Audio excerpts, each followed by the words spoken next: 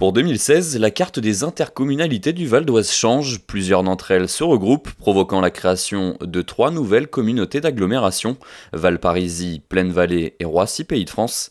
Celle de la vallée de l'Oise et des impressionnistes disparaît, Argenteuil rejoint la métropole du Grand Paris, tandis que Bezons sera la seule ville valdoisienne au sein de l'agglomération yvelinoise Boucle de Seine. De nombreuses communes devraient également accéder à la fibre optique dans le courant de l'année. Le Val d'Oise est en avance, les opérateurs ont déjà amené le très haut débit à Enghien, Hermont ou encore Éragny. Plus de 500 000 logements doivent être raccordés d'ici 2020, date limite fixée par le conseil départemental. L'institution ouvrira également un nouveau collège en cette année 2016. À la rentrée du mois de septembre, un 3e établissement ouvrira ses portes à Herblay. Au niveau des transports, plusieurs avancées pourraient avoir lieu concernant l'aménagement de la section est de l'avenue du Parisis, entre Bonneuil-en-France et Groslay.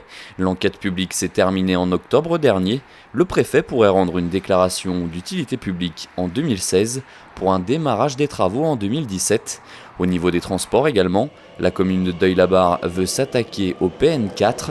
Ce passage à niveau, l'un des plus dangereux de France, engendre de nombreux accidents régulièrement. La maire de la ville, Muriel Scolan, veut réunir en 2016 tous les acteurs pour fermer ce point noir.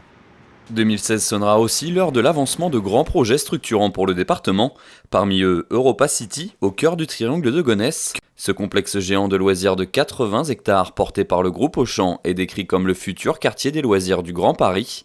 Contesté par les associations environnementales, le débat public se déroulera du 15 mars au 30 juin. Toujours à l'est du Val d'Oise, à Roissy en France, les travaux de l'International Trade Center, complexe d'affaires unique en Europe, vont se poursuivre.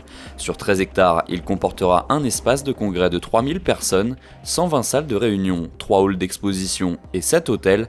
Son ouverture est prévue en 2019.